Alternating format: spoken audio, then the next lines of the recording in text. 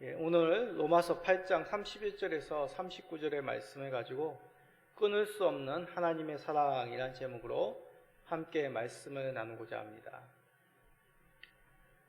우리가 살면서 필연적으로 죄책감은 조금씩 가지게 됩니다. 보통 죄책감은 무엇인가 잊어버리는 그 상실과 연관되어 있는 경우가 많습니다. 예를 들면 이런 것입니다. 내가 화가 나서 문을 꽝 닫았습니다. 그런데 너무 세게 닫은 나머지 문이 그만 틀에서 빠지게 되었습니다. 그 문을 고치려면 전문업자를 불러야 되고 비용이 발생하게 됩니다. 그럴 때 나는 비용 지불로 인한 상실감을 가지게 되죠. 나가지도 않을 돈을 나가게 된 것이기 때문에. 그러면서 이런 생각을 합니다. 왜 내가 그때 그렇게 세게 닫아가지고 나가지 않아도 되는 돈을 내게 되었지? 이렇게 자책을 하게 되면 죄책감을 느끼게 됩니다. 그런데 죄책감은 더 큰 상실을 불러오는 경우들이 종종 있습니다. 앞에 예에서 비용 발생으로 인한 그 상실감 자체에 대하여 부정적으로 생각하는 겁니다. 내가 그런 상실감을 느꼈다. 내가 그런 우울감을 느꼈다는 것에 대해서 더 부정적으로 생각하는 것이죠. 그래서 이렇게 생각합니다. 난 이렇게 일을 저질러 상실감이 커. 난 더 큰 우울감이 있어. 이런 경우는 경미하게 우울감을 가지고 넘어가도 될 상황을 더 큰 상실, 더 큰 우울감으로 제공하는 경우입니다. 자, 예를 든 경우처럼 더 큰 상실로 번지지 않기 위해 우리는 어떻게 해야 될까요? 아치볼드 하트 미 퓰러 신학대학교 심리학 교수는 그의 저서에서 밝히기를 적법한 죄책감은 느껴야 된다고 말합니다. 적법한 죄책감이란 실질적인 잘못에 대한 죄책감입니다. 실질적으로 무엇인가 피해를 입히고 사회윤리적으로 무엇인가 내가 잘못을 저질렀을 때 느껴지는 죄책감을 말합니다. 이런 죄책감을 통하여 적절한 책임감이 생기게 되는 것이죠. 내가 그렇게 다른 사람에게 피해를 줬으니 나는 이것을 바로잡아야 돼. 적법한 죄책감은 그런 긍정적인 방향으로 이끕니다. 반면에 가짜 죄책감이 있습니다. 가짜 죄책감이란 실질적인 잘못, 누구나가 공감할 수 있는 잘못이 아니라 어떤 임의적인 규칙, 어떤 임의적인 원리에서 벗어나 생기는 죄책감을 뜻합니다. 예를 들면 이런 것이죠. 나는 어렸을 때 식사를 마친 후 반드시 수저를 어느 위치에 놓도록 부모님으로부터 교육을 받았습니다. 자, 그런데 세월이 흘러 이러한 규칙은 내 행동의 정형화가 되었습니다. 그래서 식당에서 반드시 밥을 먹고 예전처럼 수저를 일정한 위치에 놓아야지만 식사가 마쳤다라는 그런 마음의 안도가 생기는 것이죠. 그런데 어느 식당에 가니까 수저를 정해진 위치에 놓기 전에 종업원이 그릇을 치워버린 겁니다. 그럴 때 극도로 죄책감을 느끼게 됩니다. 이런 죄책감이 바로 거짓된 죄책감입니다. 이런 거짓된 죄책감의 원인으로 가장 큰 것은 이제 부모의 정형화된 교육, 그리고 사회적인 여러 요인들로 꼽습니다. 그러나 이러한 규칙은 결코 절대적인 것이 아니죠. 대부분의 경우 이런 규칙에 집착하는 모습은 기이한 행동, 기이한 집착에 불과한 말이다. 혹시 영화 이보다 더 좋을 수 없다라는 영화 보셨습니까? 주연 배우가 그 유명한 잭 니콜슨이죠. 잭 니콜슨이 연기한 멜빈 유달이라는 인물이 주인공입니다. 이 사람은 거의 결백에 가까운 집착을 합니다. 정해진 시간에 정해진 행동을 하고 늘 정해진 식당에서 늘 같은 자리에 앉아 같은 음식을 먹고 본인이 가져온 일회용 포크와 나이프로만 식사를 합니다. 그런데 이런 규칙이 깨지면 그는 심한 괴로움과 심한 분노를 가집니다. 그래서 주변인들을 괴롭힙니다. 이것이 바로 영화에서 보여지는 거짓된 죄책감에 빠져있는 모습입니다. 그런데 우리가 많고 적고의 차이이지 어느 정도의 이런 거짓된 죄책감에 우리는 사로잡힐 때가 참 많습니다. 자신만의 규칙이 깨졌을 때 자신을 탓하며 용서하지 못하는 모습, 이러한 거짓된 죄책감의 덫은 항시 우리의 삶에 놓여 우리를 유혹합니다. 이러한 거짓된 죄책감에서 우리는 어떻게 해방될 수 있을까요? 어떻게 이 죄책감은 우리의 삶 속에서 무력감과 우울증으로 악영향을 미치는 이 나쁜 죄책감, 거짓된 죄책감을 몰아낼 수 있을까요? 그런데 오늘 읽은 성경에는 그리스도의 백성들에게 결코 정죄함이 없다고 말씀합니다. 우리에게 죄가 없다는 것이 아닙니다. 정죄함이, 죄를 정함이 없다고 말씀하십니다. 무슨 말씀일까요? 오늘 말씀을 통해 거짓된 죄책감에서 해방되었음을 깨닫고 자유를 충만하게 누리시는 모든 성도님 되시기를 간절히 간구드립니다.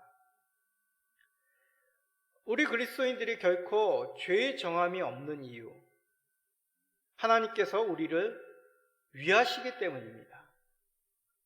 이를 통해 하나님께서 구원받은 백성들을 위하시는 그 하나님의 사랑을 우리는 깨달을 수 있습니다.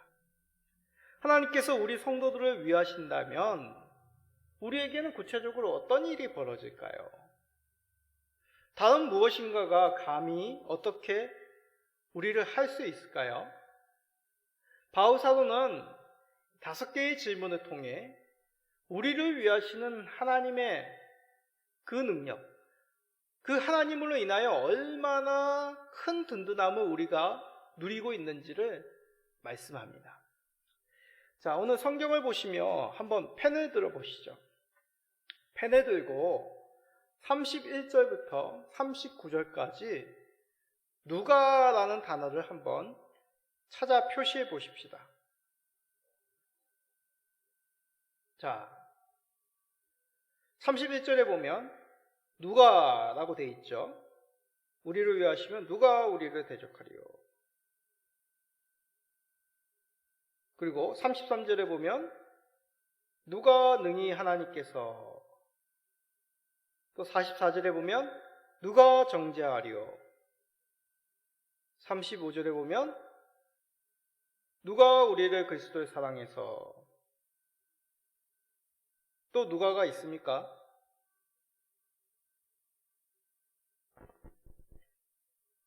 네 번이죠.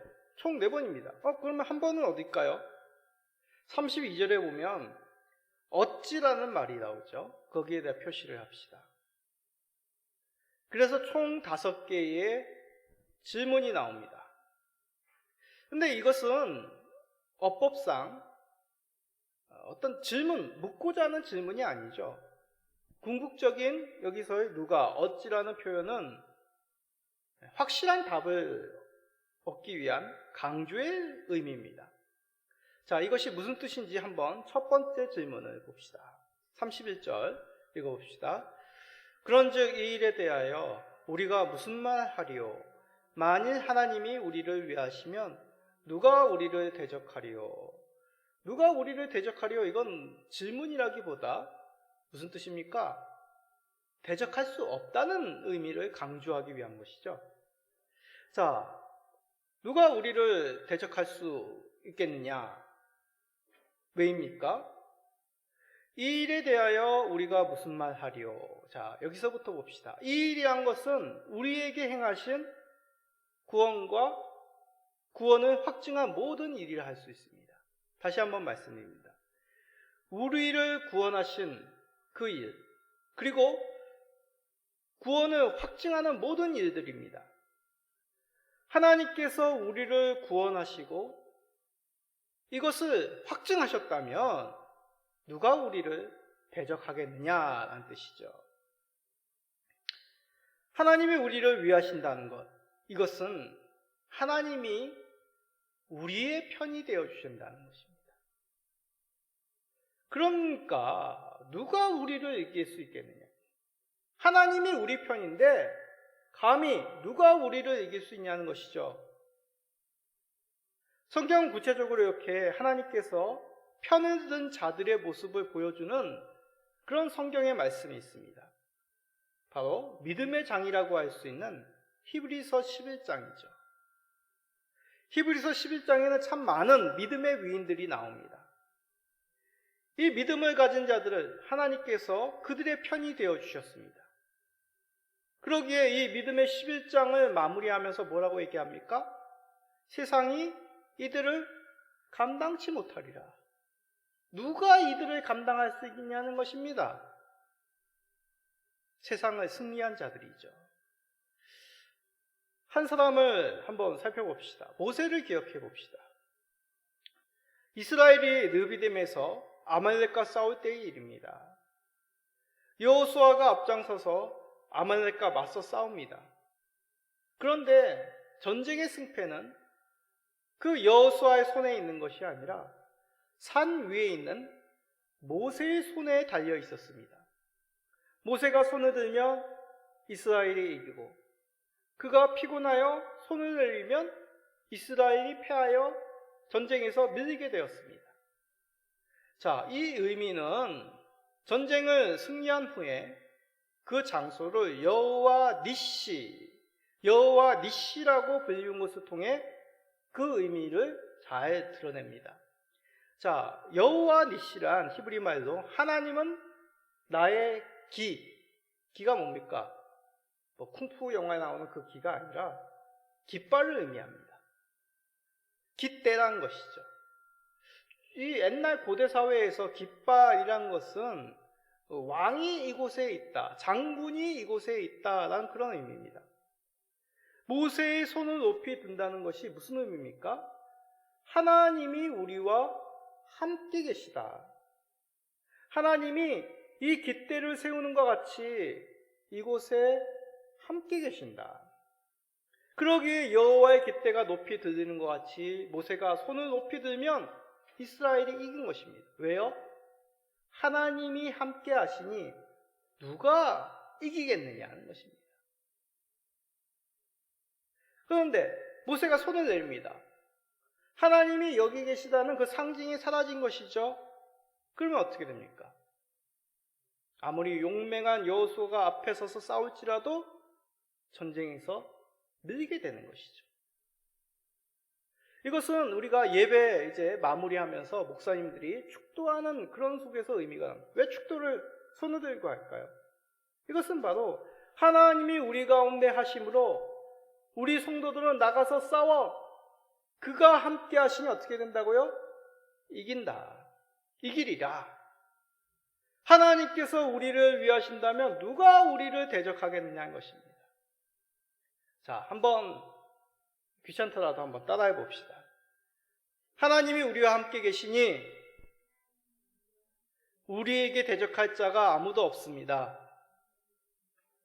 아멘. 그렇습니다. 하나님이 우리를 위한다는 사실, 바로 이것처럼 우리를 대적할 자들이 없다는 것입니다. 자, 그러면 두 번째 질문을 봅시다. 하나님이 우리를 위하시면 우리에게 또 어떠한 능력, 어떠한 권세가 주어질까요? 바로 우리를 위해서 하나님께서 아낌없이 모든 것을 주신다는 것을 알게 됩니다. 자, 32절을 한번 읽어볼까요? 자기 아들을 아끼지 아니하시고 우리 모든 사람을 위하여 내주시니가 어찌 그 아들과 함께 모든 것을 우리에게 주시지 아니하겠느냐. 이 뜻이 무엇입니까? 하나님이 우리를 위하신다는 것, 그 의미는 모든 것을 우리에게 주신다는 것이 어떻다? 확실하다. 왜입니까? 왜라고 얘기합니까? 우리를 위하여 자신의 아들을 아낌없이 주신 분이 어찌 모든 것을 우리에게 주시지 아니하겠느냐라는 뜻이죠. 하나님의 아들이 누굽니까? 바로 예수 그리스도십니다. 예수님은 하나님의 독생자이죠. 독생자가 무슨 뜻입니까? 외아들이 아닙니다. 외아들이. 이 세상을 통틀어서 어떤 시간, 어떤 공간을 살피어도 유일하시고 단 한 분뿐인 하나님의 아들, 바로 예수 그리스도라는 것이죠. 그것이 독생자의 의미입니다. 그런데 예수님을 우리의 죄를 대속하시기 위하여 하나님께서 어떻게 해주셨습니까? 희생의 제물로 내어주신 것이죠. 독생자를 우리를 위해 내어주신 그 하나님이시라면 우리 위에 주시지 못할 것이 무엇이겠느냐라는 뜻입니다. 그러기에 우리 위에 독생자를 내어주신 하나님의 은혜를 입은 자들, 이것은 하나님의 은혜에 따라 강구한다는 의미죠. 모든 것을 우리에게 주신다, 그것만 보면은 우리가 좋은 집 가지게 해주세요, 키도 크게 해주세요, 모든 것을 다 알 수 있는 지혜도 주세요, 그런 것을 구할 때마다 응답받는다는 뜻이 아니라 독생자를 내어주신 그 사랑에 굴복하여 하나님의 뜻을 쫓아 하나님의 은혜를 기억하여 하나님의 뜻으로 강구한다는 것입니다. 하나님의 뜻을 쫓아, 다르게 말하면 하나님의 뜻과 일치되는 강구를 하나님이 어찌 들어주시지 아니하겠느냐라는 것이죠. 아들을 내어주시니 어찌 우리에게 모든 것을 주시지 아니하겠느냐, 바로 그런 뜻입니다. 그러기에 우리는 구한 것을 확실히 얻게 됩니다. 따라해 봅시다. 우리가 간구하는 것을 반드시 주십니다. 왜요? 우리를 위해 독생자를 주셨으니. 그 독생자를 주신 은혜에 따라 우리가 하나님의 은혜를 쫓아 간구하였기에 하나님은 반드시 주신다는 것이죠. 이것만이 아닙니다. 자, 세 번째 질문을 봅시다. 읽어봅시다. 33절. 누가 능히 하나님께서 택하신 자들을 고발하리요? 의롭다 하시는 하나님이시니. 자, 고발. 요즘 뉴스 보면 맨날 고발, 고소, 서로 고발, 고소 나오는 법적인 용어죠. 죄를 알려 재판정에 서게 하는 것이 고발의 의미입니다. 근데 뭐라고 얘기합니까? 하나님께서 택하신 주의 백성들을 누가 고발하겠느냐. 물론 사단이 고발합니다. 사단이 뭡니까? 사단의 뜻은 고소하는 자입니다. 고소하는 자, 고발하는 자. 모든 인류가 설 마지막 심판, 하나님의 그 마지막 심판의 그 법정에서 사단은 성도인 우리들도 하나님 앞에 고소합니다. 하나님, 이 한진우란 목사 아시죠? 겉으로는 목사이지만 그 속에는 더러운 것과 미움과 악행이 가득합니다. 그가 젊었을 때는 어떠한 모습을 살았는지 아시죠? 예수님이 부인했어요. 예수님이 싫다고 도망갔어요. 벌 내려주셔야죠. 하나님은 공의의 하나님 아닙니까? 이게 사단의 모습, 고소하는 자의 모습입니다. 그런데 이 고소가 성사가 될까요? 안 됩니다. 하나님께서 이미 한진호 목사, 내가 의롭다 판결했다. 그러기에 사단의 고소는 성사가 안 됩니다. 자, 이 뜻을 잘 나타내는 구약의 말씀이 있습니다. 스가랴 3장입니다. 대제사장 여호수아를 고소하는 사탄에 대한 하나님의 책망입니다. 자, 스가랴 3장 2절 읽어봅시다.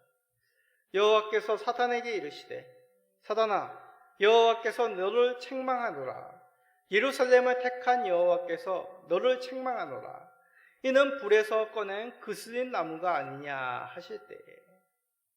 자, 대제사장은 어떠한 사람입니까? 이스라엘을 대표하여 거룩한 옷을 입고 하나님 앞에 중보자로 나가야 될 제사장입니다. 그러기에 이들에게는 목숨보다도 더 중요한 것이 거룩입니다.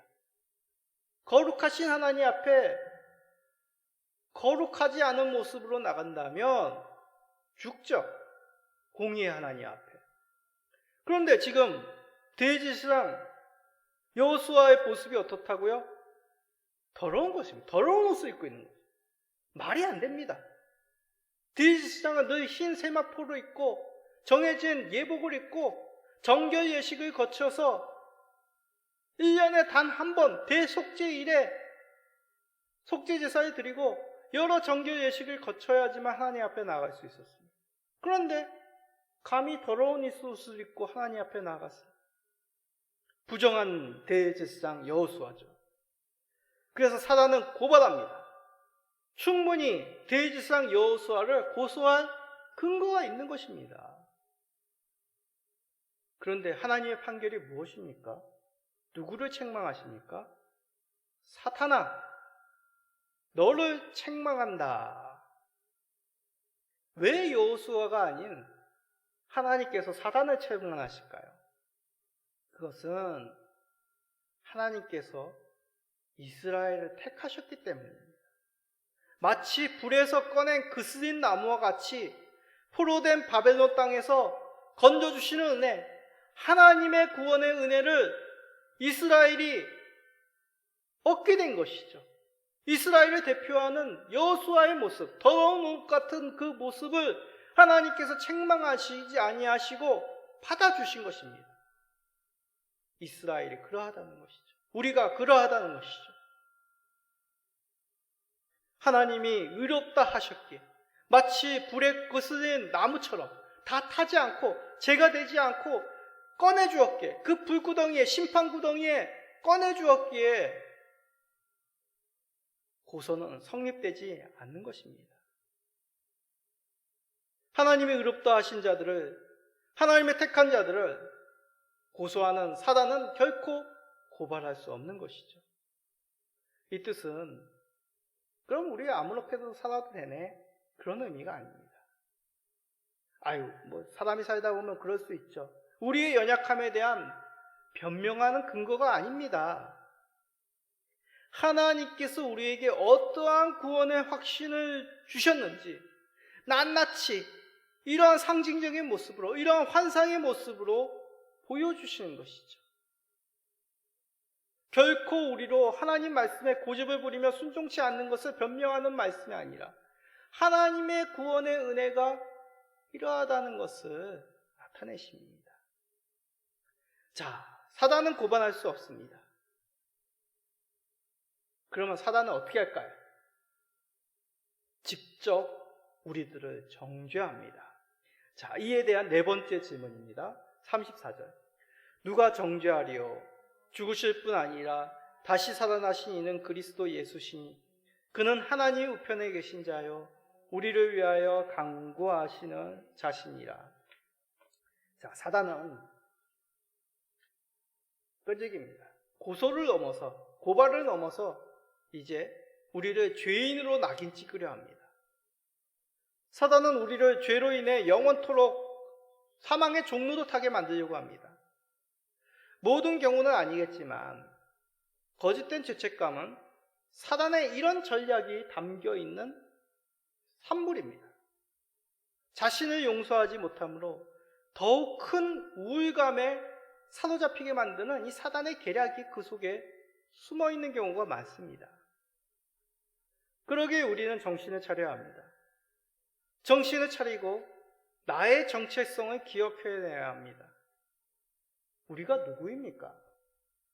누가 감히 하나님의 백성인 우리를 정죄할 수 있겠습니까? 그럴 수 없습니다. 왜냐하면 예수 그리스도께서 이미 우리 죄를 위해 죽으시고 살아나셨기 때문입니다. 예수 그리스도께서 십자가에서 죽으심으로 우리가 짊어져야 될 죄값을 대신 치르셨습니다. 이것을 대속이라고 하죠. 대신 값을 치르신 것입니다. 값을 치렀는데, 우리가 돈을 주고 물건을 샀는데 또 돈을 줄 필요가 있습니까? 없습니다. 죄 없으신 하나님의 아들 예수 그리스도의 피값, 이 세상에 단 하나뿐인 독생자의 그 죄 없으신 피로 말미암아 우리가 받아야 될 진노를 대신 치르셨는데, 우리가 정죄할 받을 이유가 무엇이냐는 것이죠. 죄값을 치르신 것만이 아니죠. 부활하셨습니다.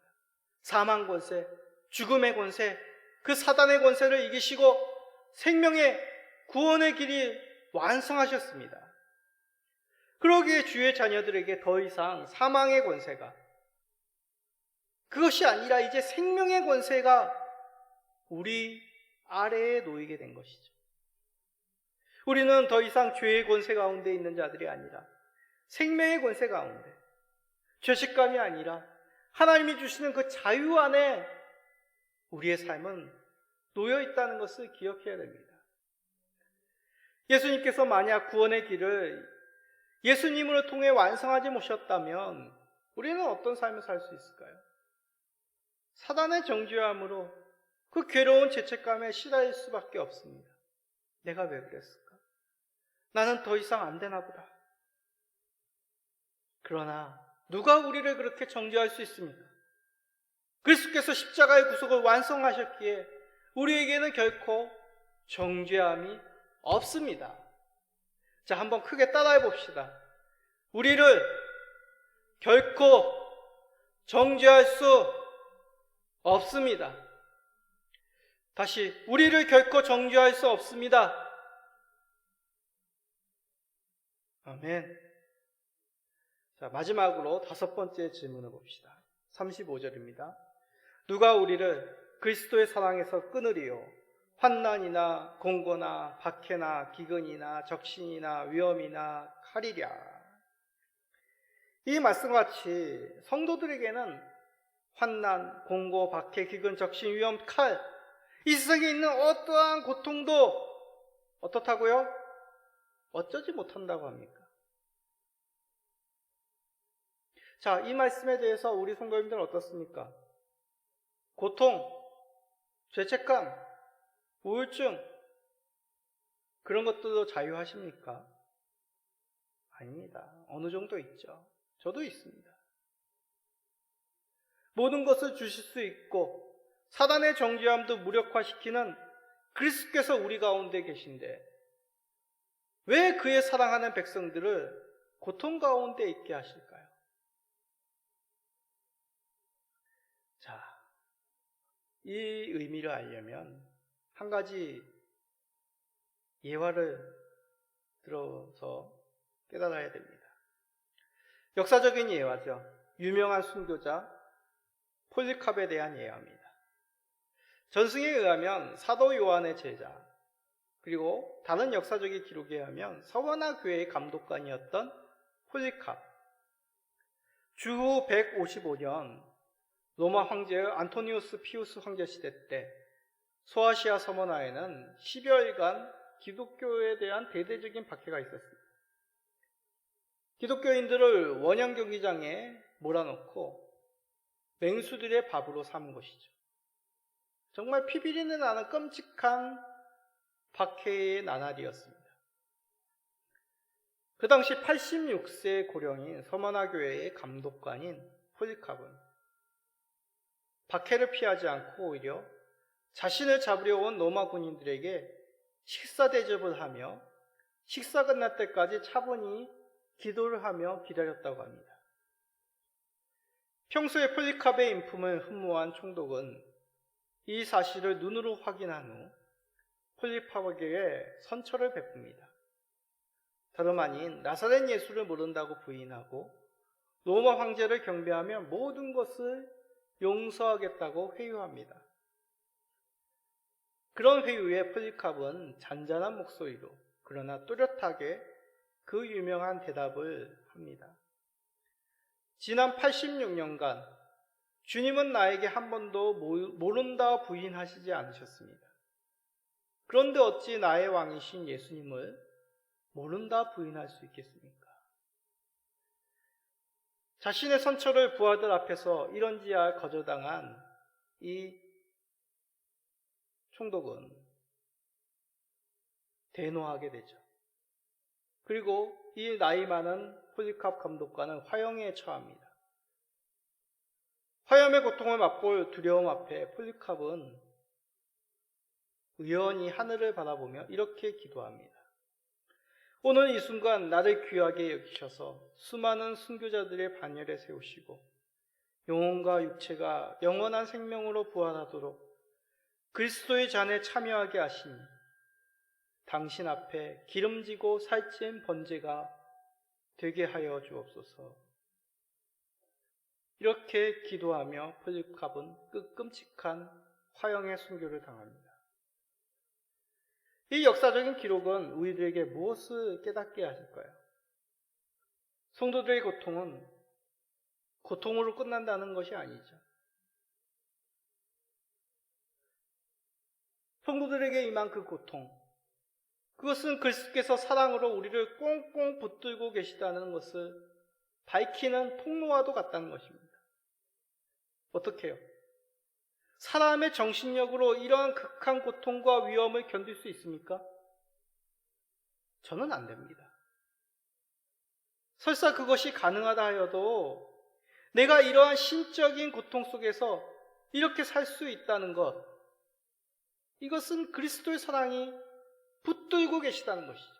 우리를 붙들고 계시게. 이 고통, 이러한 위협, 나를 정죄하는 이 사단의 계략 속에서도 우리가 이렇게 살아갈 수 있는 것입니다. 그래서 바울 사도를 통해 결론적으로 이렇게 선포합니다. 로마서 8장 38장 39절 읽어봅시다. 내가 확신하노니 사망이나 생명이나 전사들이나 권세자들이나 현재일이나 장래일이나 능력이나 높음이나 깊음이나 다른 어떤 피조물이라도 우리를 우리 주 그리스도 예수 안에 있는 하나님의 사랑에서 끊을 수 없으리라. 아멘. 세상의 어떤 것들도 하나님의 사랑의 결정체인 예수 그리스도로 말미암아 우리를 하나님의 사랑에서 끊을 수 없다고 선포하십니다. 괴로움이 없는 것이 아닙니다. 하나님의 사랑이 나에게 있다는 그 확증이 그러한 고통 속에서도 우리가 하나님의 사랑 가운데 살아갈 수 있다는 것. 이것이 바로 우리들에게 보여주시는 예수님의 사랑으로 변함없는 그 하나님의 사랑을 깨닫게 하시는 것이죠. 자, 마지막으로 따라해 봅시다. 어떠한 것도 우리를 그리스도 예수의 사랑에서 끊을 수 없습니다. 아멘. 오늘 말씀을 통해 깨닫게 됩니다. 사람은 누구나가 우울감을 가지는 상황에 놓이게 됩니다. 때로는 죄책감도 듭니다. 그러나 우리 그리스도인들은 이러한 죄책감에서 자유로울 수 있습니다. 왜냐하면 그리스도 예수로 말미암아 결코 우리에게는 정죄함이 없기 때문입니다. 그리스도께서 자신의 피로 죄의 싹을 모두 다 남김없이 지불하셨기 때문입니다. 이것이 바로 변함없는 하나님의 사랑. 무엇으로도 우리를 하나님에게서 끊을 수 없는 그 하나님의 사랑의 확증인 것이죠. 그러면 더 이상 죄에게 종로도 살 필요가 없습니다. 거짓된 죄책감을 가질 필요가 없습니다.